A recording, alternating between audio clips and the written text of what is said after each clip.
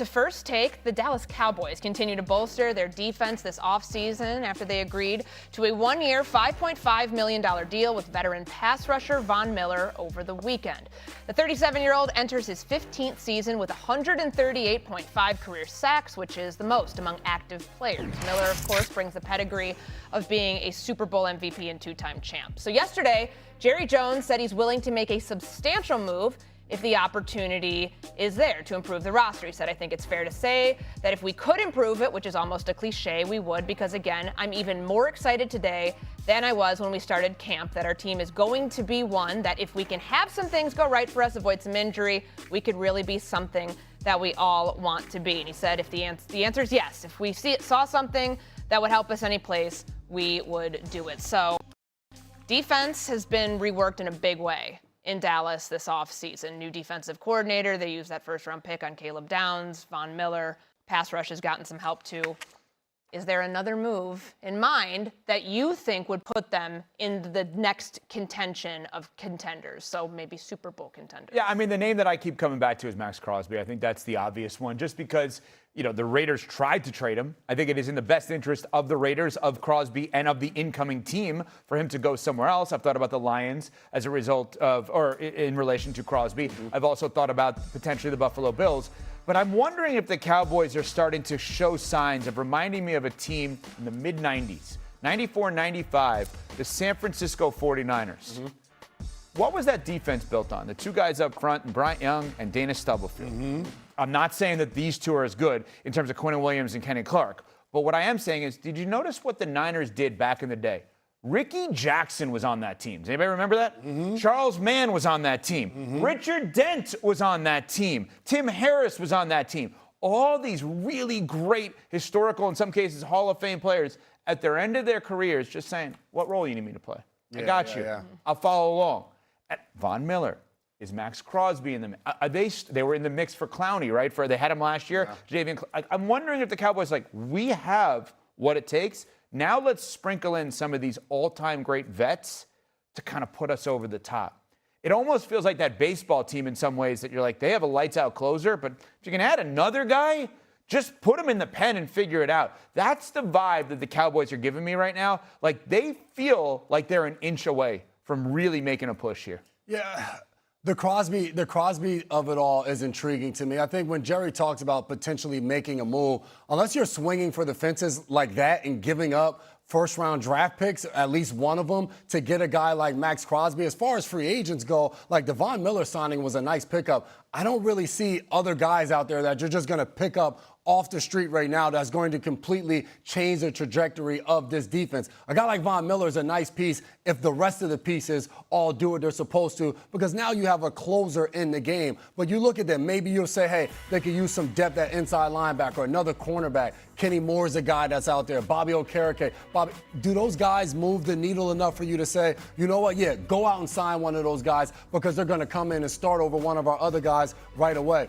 I think for Jerry Jones and the Cowboys right now, you've done a good job of reassembling your defense from a coaching staff to personnel-wise. Let's see what it looks like. Let's see if we have enough pass rush. Maybe we get to a quarter way through the season, and now we realize we do need to take that swing for the fences and go get a Max Crosby. But for right now, I don't see a move that I look at and say, no, right now they have to go and get player X to now go and compete. Well, what's important is that you don't disqualify yourself by the time we get to the trade deadline in early November. And I think that the Von Miller move helps to that end, right? You got a lot of talent when it comes to that Cowboys linebacker core, not a lot of experience. Everybody in there too deep is 28 and under. So bringing in Von Miller, somebody that's still productive in a limited role, can provide a little bit of boost in situational pass rush.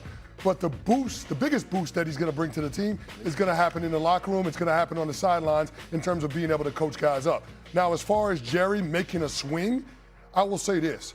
As a player that was on the New York Giants in 2011 when we won the Super Bowl, Jerry Reese, the then general manager, had a saying, you can never have enough pass rushers.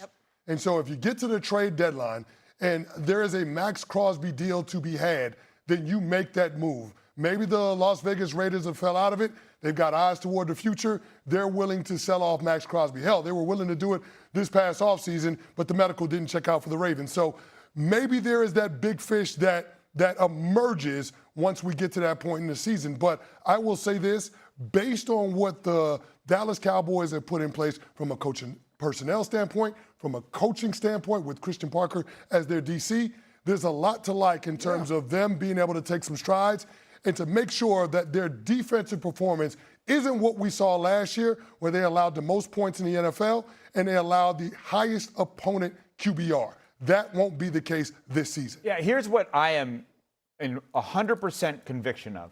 That the Dallas Cowboys believe that they are Super Bowl contenders. It's not that the Dallas Cowboys are saying they're Super Bowl contenders. Now, they've alluded to it, obviously, Brian Schottenheimer and Dak Prescott. But that they actually believe it, right? That's the difference between this year and years past, in my mind. Now, actions over words, the Brian Windhorst Hoop Collective reference, is what are the actions? Von Miller is a put-over-the-top move. That's what they think Von Miller is. Didn't Washington make the same kind of move? Didn't Washington think we were close? This is pre-Jaden Daniels, if I'm not mistaken, getting hurt. They brought in Von Miller. That's a put-over-the-top move.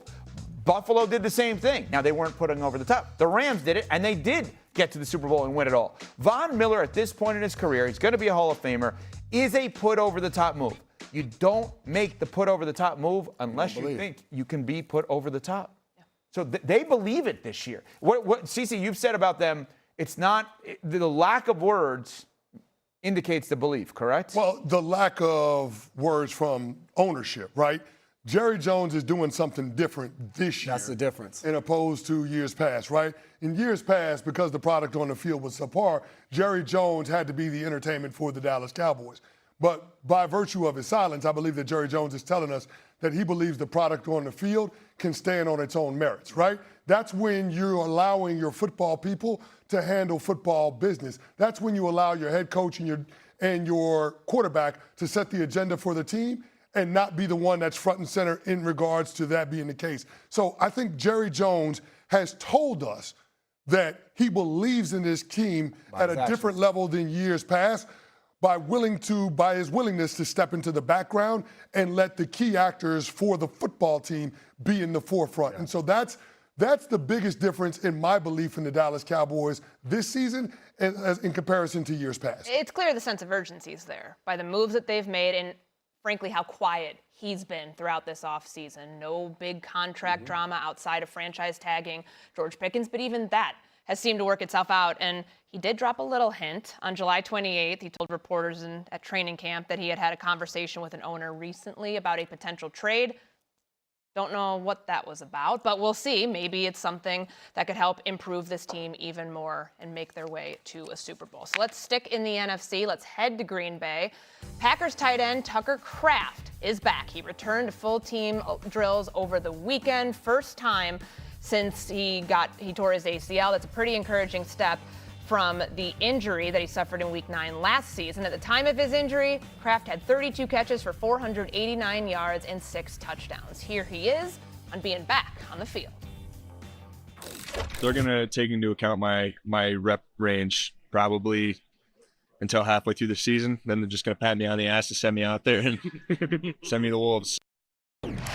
So this is obviously some pretty big news. He looked good reportedly over the weekend, was catching everything during practices, but what does it mean for Jordan Love? Because if you take a look at the full screen graphic that we have here, this is the Athletics quarterback rankings that were released last week. Jordan Love comes in at 10th. He cracks the top 10 for the first time. He was ranked 13th last season